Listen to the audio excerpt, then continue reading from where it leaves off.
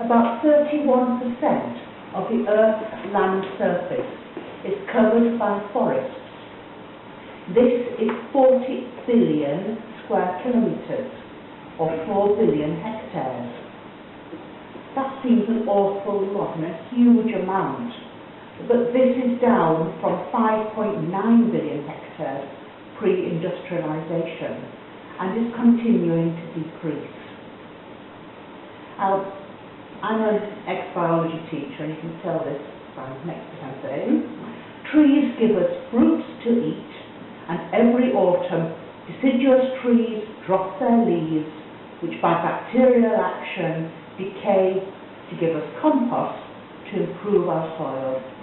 And when the tree finally dies, its wood can be carved or turned to make beautiful objects. I came in and I saw these chairs and just admired them. I just took one of them because they just look so lovely. And of course the wood can be burnt to keep us warm. Last October I was luckily able to revisit my friends in Meghalaya, northeast India, and it was there that I saw the poem about trees that I printed on the frontispiece of the Order of Service. Meghalaya is a beautiful, heavily forested state, but its forest covering is being lost at a very high rate. As in rural areas, wood is the main fuel. They have the little fireplaces in the corner of the room usually, and they burn wood, and they also burn wood or charcoal in the evening. It does get quite cold at night time because they're quite high up there. So, yes, wood is a renewable fuel, but it's being consumed in Meghalaya at a faster rate than it's being grown. One of the reasons for having the poem on the wall of it was a charity office I'd gone into, and I saw it there right at the entrance. I stopped and read it, the poem of the tree. I thought, wow, yes, there's a service there. And so I photographed the poem, and I did produce a service based on that poem, really. So that one of the charity's functions is to educate village people on more economical, more efficient ways of cooking and using the wood. Trees are, of course, important because they're plants, and therefore they carry out photosynthesis. They take in carbon dioxide and give out oxygen, which we, as animals, I know we're humans, but we're also animals, need to breathe in, and we use it in respiration to make energy for our life processes. So trees can truly be called trees of life. The tree of life in the Bible is first mentioned in Genesis chapter 2 verse 9 with the words, "And out of the ground the Lord God made to grow every tree that is pleasant to the sight and good for food, and the tree of life also in the midst of the garden." The tree of life is mentioned many times in the Bible, but the final mention is in Revelations chapter 22 verse 2 with the words, "In the midst of the street of the city, and on either side of the river was the tree of life, with its 12 kinds of fruit, yielding its fruit each month, and the leaves of the tree were for the healing of the nations." Trees are important to many of us, more so than most of us realise. I live in an ordinary 1930s semi with an average-sized garden, yet I've managed to find space for one large mulberry tree, and it is large. It produces pink fruit, so might be okay for growing silkworms, but its fruit are too small to bother eating. I do still eat them occasionally. They're about about a centimetre, let's be honest, long, so they're not very big. They're a bit like an underripe raspberry in appearance. The blackbirds, though, enjoy them, and they tend to get them before they're fully ripe for me anyhow. I don't mind. I also have 12 fruit trees. Should have got a big garden, but no. The fruit trees are grown as cordon trees, and so they're only half a metre apart from each other, and they're grown at an angle, and they form the boundary between my garden and my neighbour's garden. So I have 12 fruit trees, as I said, and of those 3 are pear trees and 9 are apple trees. I also have 5 different acers, some planted in large plant pots and some in the garden. And I have an American oak tree and a small cherry tree, which are also in large pots. These trees are important. They give my garden height and structure, and also beautiful blossom in the spring. The apple trees are in blossom now, and they are lovely. And of course, I love the autumn colours of the acers. 3 different acer trees, 5 different acer trees, all have different coloured leaves in the autumn, and they are lovely. And of course, don't forget, the fruit trees give me fruit. I was actually lucky enough last year, I put a few pear trees in the bottom of that, the bottom of my fridge, and I ate the very last one on Christmas Eve, and it was delicious. So, and some of the apple fruit actually lasted until slightly later than that even, but they weren't quite so much. They were just in the cupboard.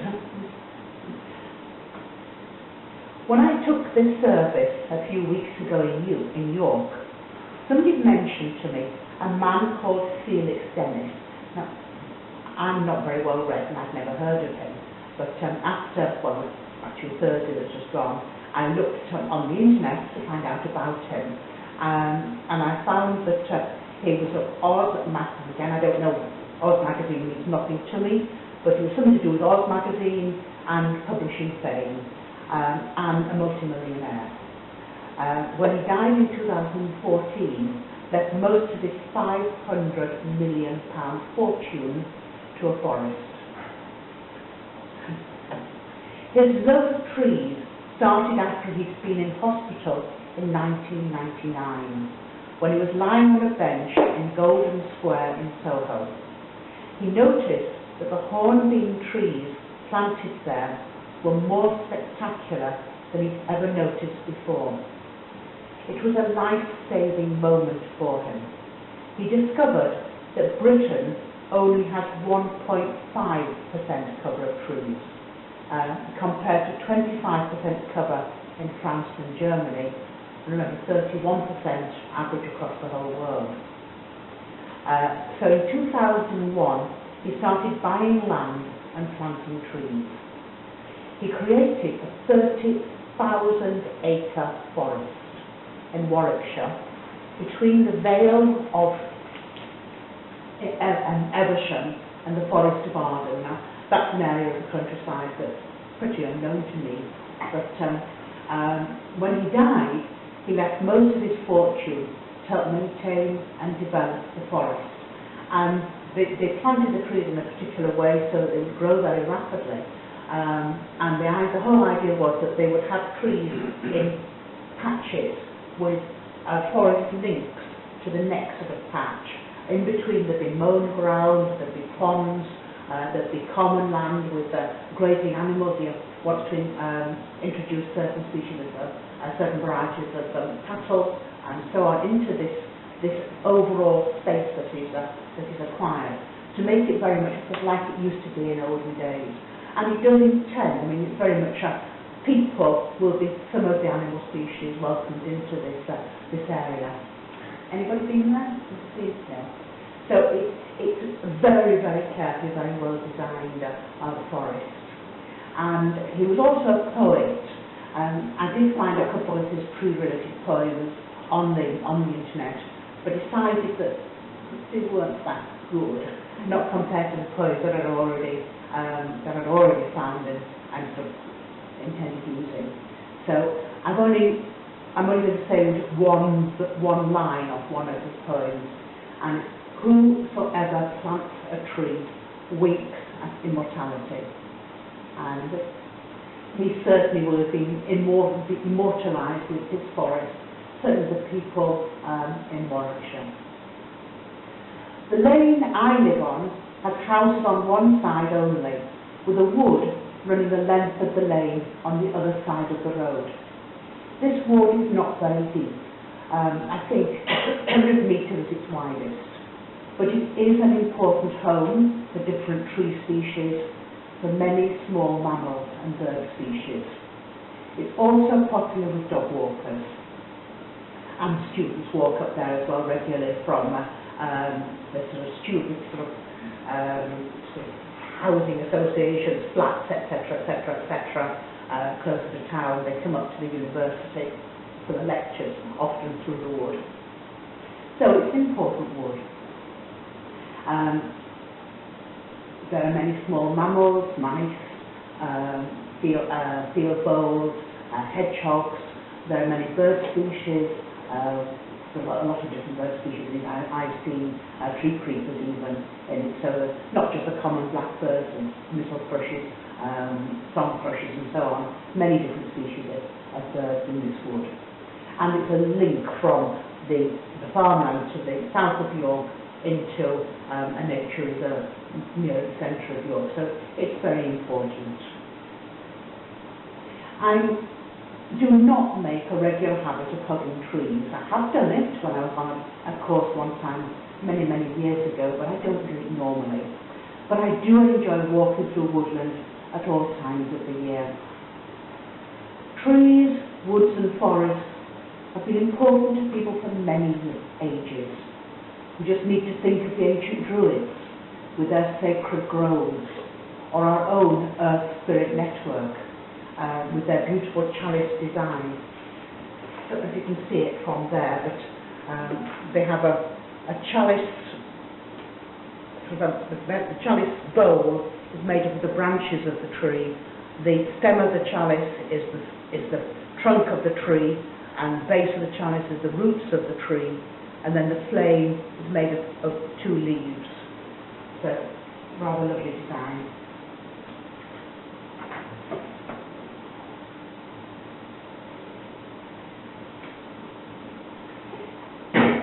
If a calamitous event led to the death of all humans, it wouldn't be long before our country was again covered by trees.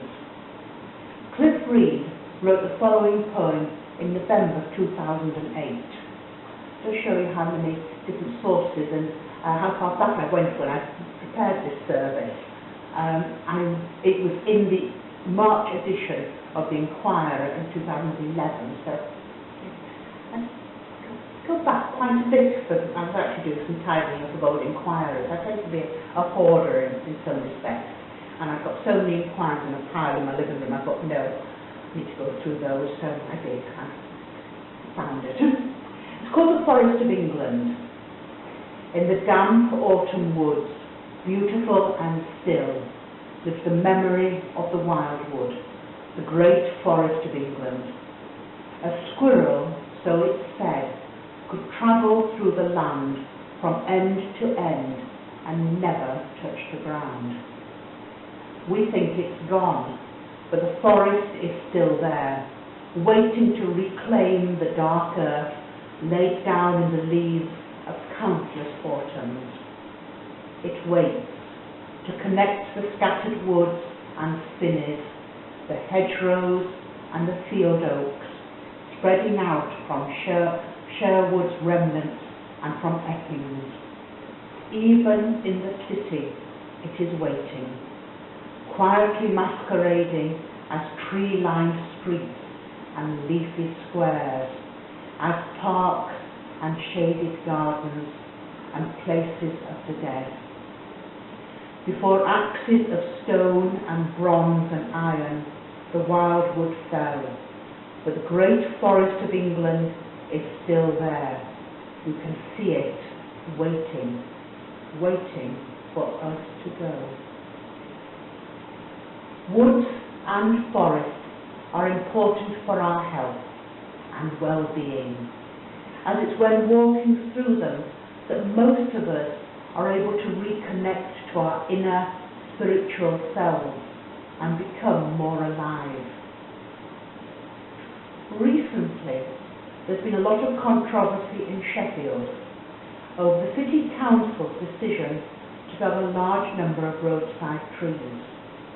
The Council's reasoning was that the trees were mature or over-mature, that their roots were causing pavement ridging or disturbing curb alignment.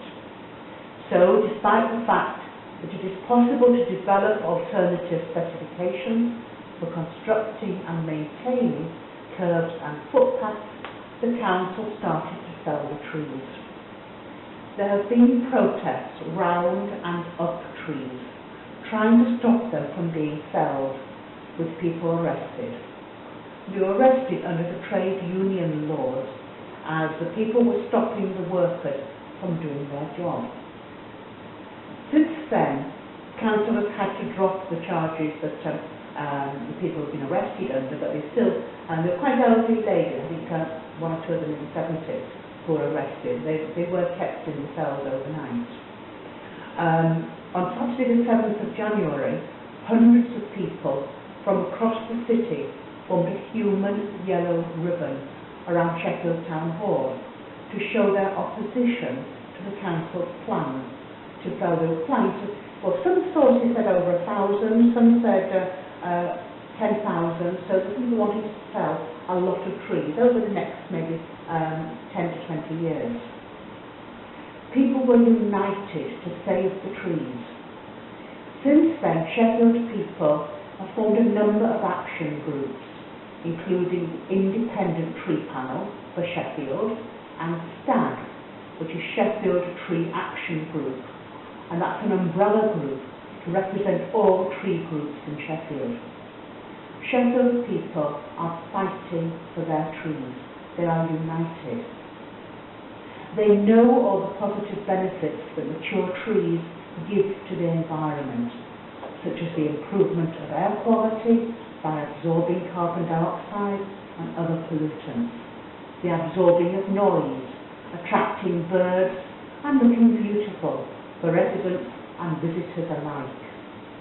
A friend who was in Sheffield very recently said he saw trees wrapped in yellow ribbons, so the fight is ongoing. So trees are important to all of us, and I will finish with these words. If you plan for a season, plant flowers. If you plan for a year, plant grain. If you plan for a distant future, plant trees. They will give you fruit and shade for yourself, your children, and your children's children for many generations. Amen.